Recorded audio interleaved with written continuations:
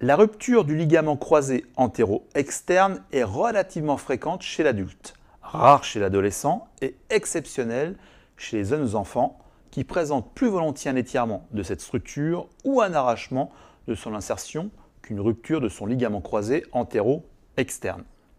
Cette lésion n'est isolée que seulement dans 30% des cas. Les indications concernant le type d'intervention à proposer dépendent du sexe, de l'âge et du niveau de pratique du sportif. Deux éléments différencient les sportifs des sportives sur le plan de la chirurgie réparatrice: l'importance des masses musculaires et le caractère esthétique ou non de la cicatrice. La faiblesse des masses musculaires de la majorité des jeunes pratiquantes victimes d'une rupture des ligaments croisés antéro-externes ne permet généralement pas de proposer une rééducation fonctionnelle.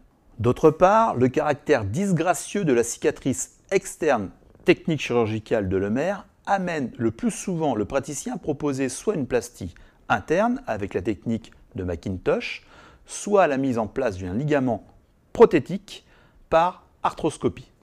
Chez l'enfant, la rupture du ligament croisé antéro-externe, autre que l'arrachement osseux, sera laissée en place jusqu'à l'adolescence. Pendant cette période à risque, les activités à risque seront contre-indiquées ou pratiquées avec une genouillère articulée. L'intervention de stabilisation sera réalisée à partir de 16 ans. Chez le sportif en activité, avant 40 ans, ce sont les plasties musculo-tendineuses qui donnent les meilleurs résultats. La plus utilisée associe l'intervention de Lemaire à celle de Kenneth Jones. Au-delà de 40 ans, c'est la rééducation fonctionnelle qui semble la plus intéressante pour éviter l'apparition d'une arthrose secondaire et permettre la reprise d'une activité de loisir.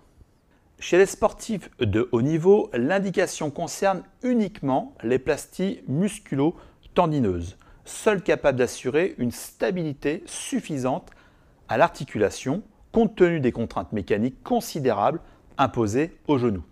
Dans le cas du sport de loisir ou de l'activité sporadique de vacances, il sera souvent plus judicieux de proposer la pose d'un ligament artificiel. La rapidité des résultats obtenus permet à ces amateurs de reprendre leur activité professionnelle dans les meilleurs délais. La rééducation post-opératoire sera toujours précoce et associée à une décharge du membre pendant 3 semaines. Tout en respectant la ligamentoplastie, le kinésithérapeute mobilisera doucement l'articulation de quelques degrés sans rechercher les amplitudes maximales. Dans un second temps, le rééducateur luttera contre le flexum, les rétractions ligamentaires et capsulaires et bien sûr la fonte musculaire. Le réapprentissage de la marche sera possible dès que l'extension complète du genou est possible.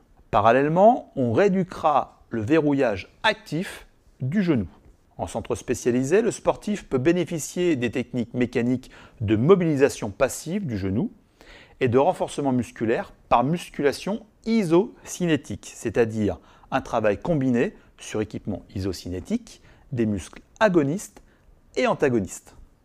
La rééducation sera toujours terminée par une phase de rééducation proprioceptive. La reprise de la course sur terrain plat est généralement possible au 3e mois après l'intervention chirurgicale et la reprise de l'entraînement au début du 5e mois.